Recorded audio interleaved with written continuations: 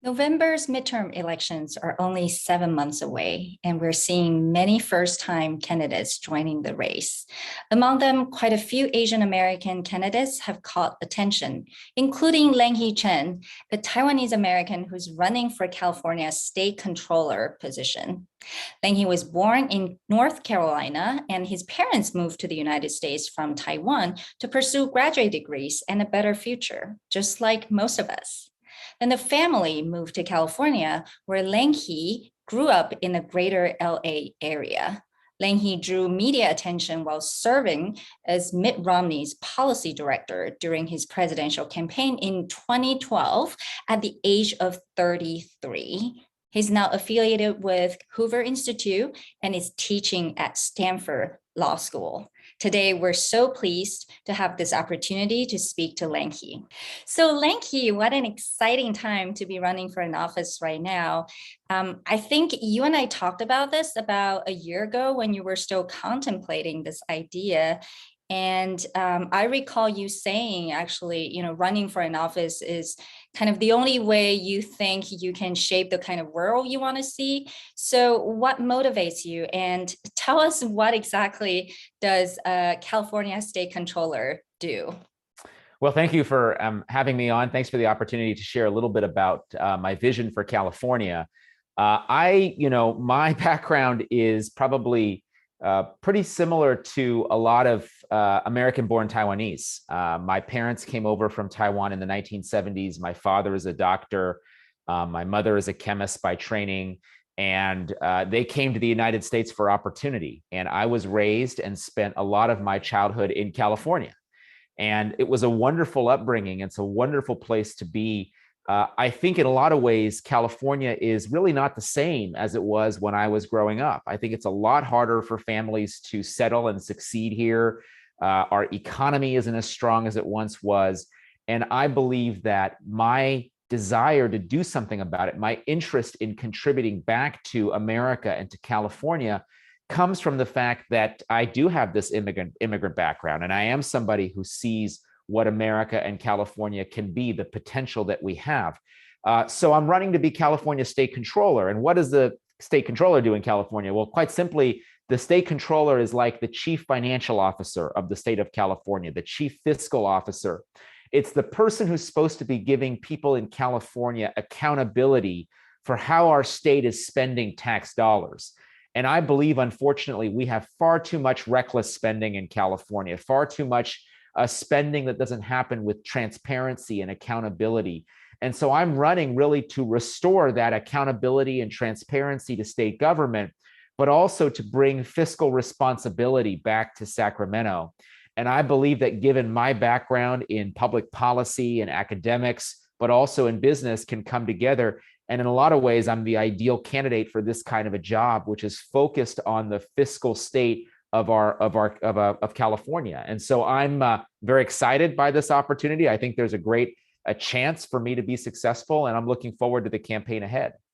You know, what's interesting about this race and about you in particular is people usually associate Asian Americans with Democratic Party. And of course, California is like our bluest state probably in the entire country. So do you think you have a chance running as a Republican? And how do you appeal to the voters when, California is considered so liberal and progressive? I believe I do. I think just because I'm a Republican, people should still understand that really I think that the job of controller is not so much about being Republican or Democrat. It's really not a particularly ideological job. At the end of the day, it's a job where we want someone who's competent, who's got the right background and right experience and understands the issues that our state faces. And so I do think I have an opportunity because this is a kind of office where people are more focused on who's going to be able to do a good job managing our state's finances. It's not a particularly partisan position, but more importantly, I do think here in California, a lot of people are sick and tired of the same old politics. They believe that a lot of things in California are not going in the right direction. Our economy is not performing as well as it could be. We have a homelessness crisis. We have a public safety crisis. We have housing that's unaffordable in this state. So I think here, help people understand, because usually the world looks at California as sort of the golden state, right? People's image of California is like sunshine and, people live a good life, beaches, beautiful places. But, what in your mind needs to be improved? Or to be honest, like what's going on in California? Well, it is an incredible state. We have so many natural resources. We have beautiful mountains. We have a wonderful coastline. We have great weather. There are a lot of things about California that are wonderful. But the living conditions in California, I mentioned I grew up in California. The living conditions we see today in California, I think, are so different. Things are so much more expensive. We do have anybody who has been to California recently, to major cities like Los Angeles or San Francisco, they have seen the homelessness crisis. It is right there in front of our eyes. And so my point is that the Golden State has become a little bit tarnished, I think. And I believe the challenge we have in California is that we don't spend money responsibly. We don't have any accountability around how the state is spending any of this money. I'll give you an example.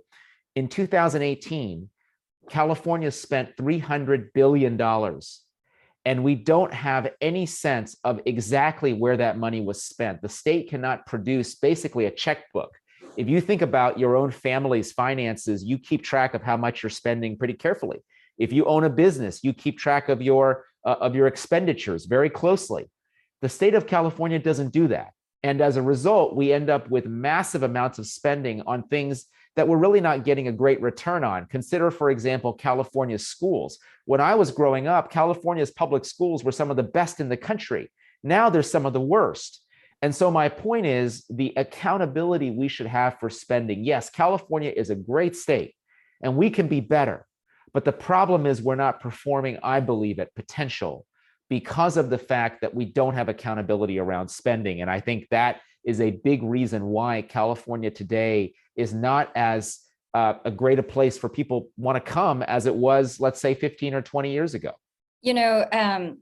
I definitely agree with you, especially the public school system. It is almost astonishing for people to see how bad it is right now. So you have really identified a lot of the key problems in California right now. I think everyone would agree with you. The question is, why you, right? So if anyone looks at your background, you're so impressive. You have 4 degrees from Harvard, BA, MA in public policy, and then PhD in political science, and then a law degree, right? You've been in the policy world, you're so articulate, you can literally do anything you want. You probably should have been a lawyer, for a lot of parents, right? So that kind of world is different from politics.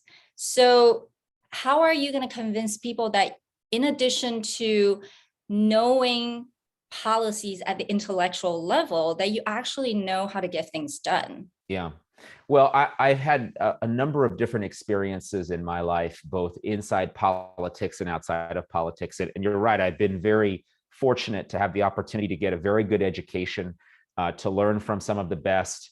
And then the last several years teaching as a member of the faculty at Stanford University, being a fellow at the Hoover Institution, I had a chance to think about all sorts of different issues. But the reason why I can do this job is, first of all, I have worked with some of the best leaders, I think, in recent history in our country.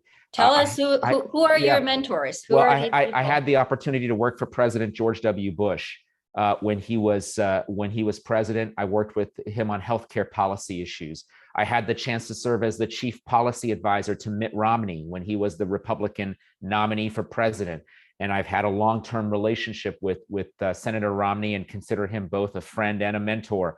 I've worked with Marco Rubio, a senator here in the US, who is probably pretty well known to audiences in Taiwan because of his strong stance on Taiwan. I believe I've helped to shape the understandings and experiences of a lot of different policymakers in the US about the importance of the US-Taiwan relationship over the years. So I've had a chance to work with some of these really, really great public officials, but I've also had great experience managing my own team of people. I managed a team of thousands of people when I worked for Mitt Romney in looking at all the different people who wanted to play some role in policy on the campaign. I was the person responsible for managing that entire effort. In the last several years, I've had business experience. I've built my own small business here in California that's focused on providing policy advisory work. I've been the chairman of the board of $1 billion health system here in Northern California. So I've applied my experience. I'm not just somebody who studied about these issues. I've actually had a chance to apply them in business and real life. And I think that that's really what makes me unique as a candidate for this office, is combining the experience in academics, in policymaking, and in business. And I think that's what our next controller here in California has to have. That person has to have experience across all of these things, because California is a complex state and the issues we face are very complex as well. So coming back to your family, your background, how do your parents feel about this? They, well, even starting, let's go all the way back when you started getting involved in politics. We know Asian parents, they probably, again, wish you were a lawyer, a doctor, whatever. How did they feel about your passion in politics and policy? Well, I think they've known for a long time I've been interested in US politics. And, I often said, listen, just because there aren't very many people who look like me involved in politics, particularly on the Republican side, that didn't stop me from wanting to pursue this career and wanting to pursue all of this. I think they were initially a little bit skeptical. I think they were kind of wondering, how is this going to go? We really don't know anybody who's walked this path. You don't have people who are in your network or who are mentors who've done this before. So I had to really go and create that network for myself. And over time, I was the only Asian American. I was certainly the only Taiwanese American working in a lot of these different environments. And I was very proud of my background and very proud of the upbringing I had. And I'm very thankful to my parents that they gave me the education and instilled in me the values that I needed to do the work I do. But it's definitely not something that a lot of Taiwanese American kids in my generation, people who grew up in my age, not a lot of people did this kind of work. And so for me, it was really about breaking barriers that I thought needed to be broken, really going out there and showing people I could do just as good of a job, if not better, than anybody else. And I'm very fortunate now to have this opportunity to run for office and to be able to formulate and talk about my own vision for what I think will make California better. And I'm excited by the opportunity, and I think we've got a great shot to make history here in California. That's exciting. And how do you actually enjoy this whole process, the campaign process, the fundraising, the actual getting on TVs, which I know you do a lot, did a lot already. But just, tell us what it's like to mobilize, to organize. Well, it's very exciting because, as I said, I think we're creating a real movement here. I had the opportunity to talk today to interns on my campaign. We've got a lot of college and high school students who are super excited about this campaign and about the kind of vision that we're putting forward for California's future. I love that. I love being able to mentor the next generation of Asian American kids, Taiwanese American kids, but also kids of all backgrounds who want to get involved in politics. I'm very excited by that opportunity. I love being able to talk about the message of accountability and transparency and the things I want to bring to state government. I'll say, campaigning is hard work too, and being away from my family and having to take time to go and campaign. I wish I didn't have to do that, and I wish I could spend more time with them.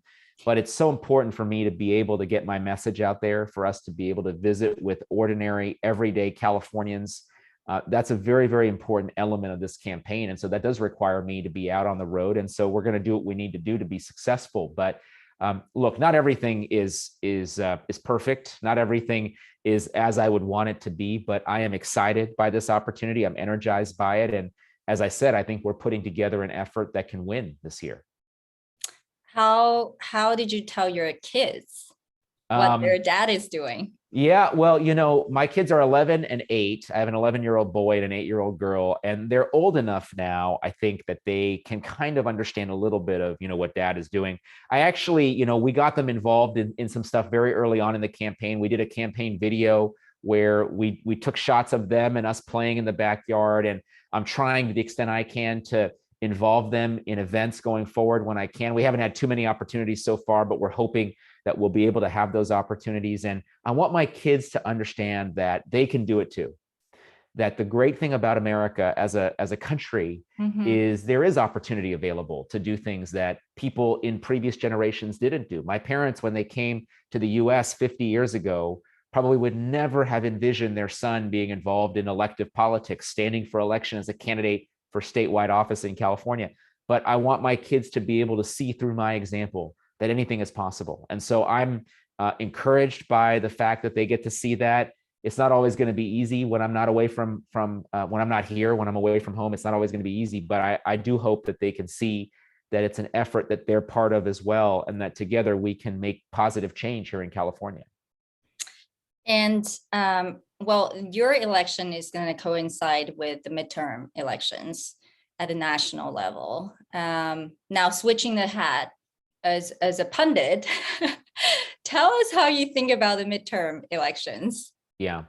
Well, historically in America, the first midterm election for a new president is always very difficult for the president. The president, traditionally, his party loses seats in Congress.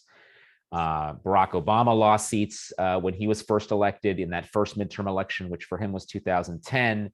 Donald Trump lost seats in 2018. And so a lot of people believe that Joe Biden and the Democratic Party are going to lose seats in Congress in 2022. And I think certainly in all the data I've seen, that is consistent with, I think, with what's going to happen. I think a lot of people, as I said earlier, are frustrated with what's going on in our country. We have record high inflation. We're seeing a lot of economic pressure in this country. We're seeing around the world challenges created by what's happening with Russia and Ukraine. The constant threat posed to Taiwan is something that here in the US, people are definitely aware of. And so I think as a result, people aren't that satisfied with how Joe Biden has been doing. They're not satisfied necessarily with how a lot of Democrats are doing in Congress. So I do think that for Republicans here in the US, and California, by the way, is no exception to this, I think Republicans are going to do very well this year. I think you're going to see Republicans with a very good chance of retaking control of both the US House of Representatives and the US Senate. I think you're going to see a lot of places around the country where Republicans are going to do very well. And in fact, I'm kind of counting on that for my election. I do think that because Republicans have a tailwind behind them, it does create opportunities for Republican candidates that wouldn't have existed, didn't exist in 2020 or 2018. So I do think this is going to be a very good cycle for Republican candidates. That's good.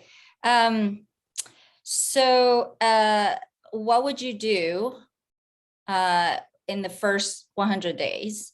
And most importantly, because I know your campaign has been about accountability, how would you grade yourself, evaluate your performance, if that's so important, on the 100th day of you being in the office? Well, my performance so far as a candidate, I think has been okay. I would give myself a solid B.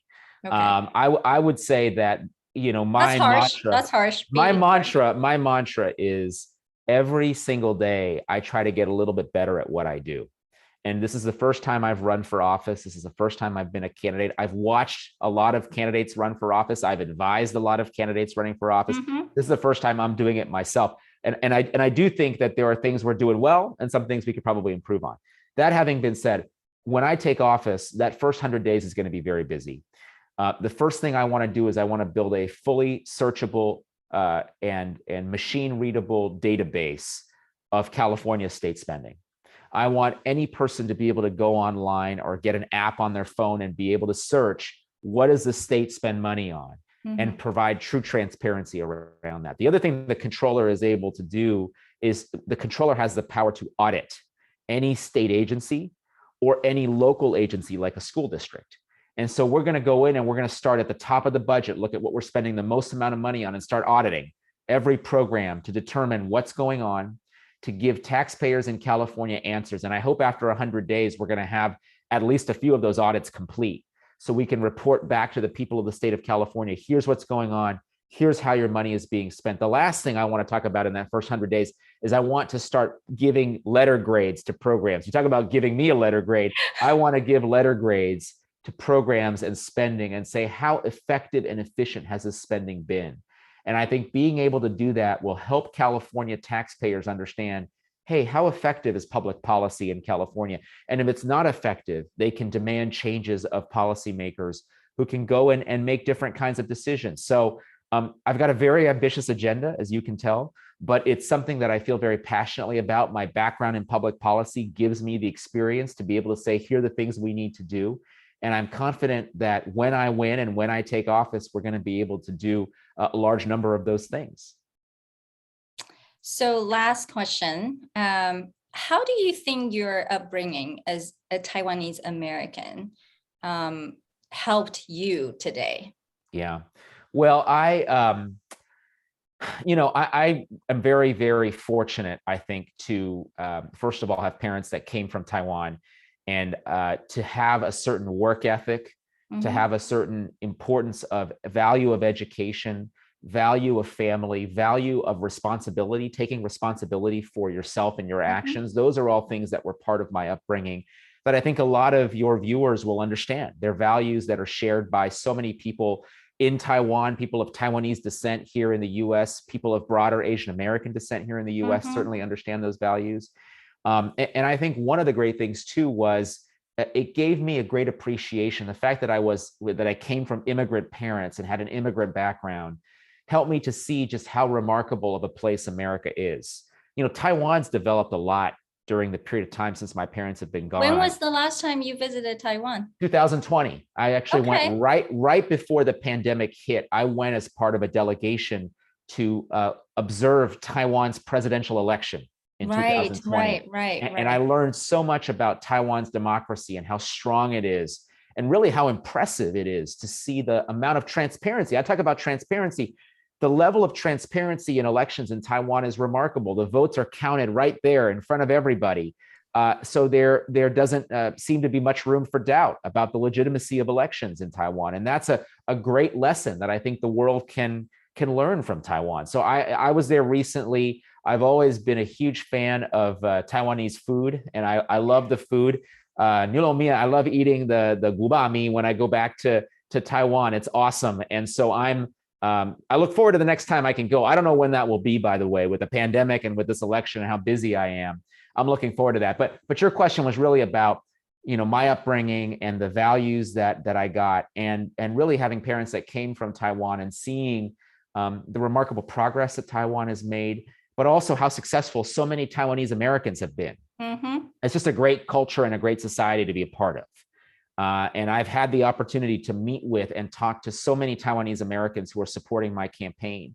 And I would encourage more who aren't familiar with me to go to my website, find out more about what I'm trying to do, because I really do think that this is an opportunity, not just for me, but for the Taiwanese community in the US, for the Asian American community in the US, to really have a voice here in California and a representative who understands their community and the issues that are important.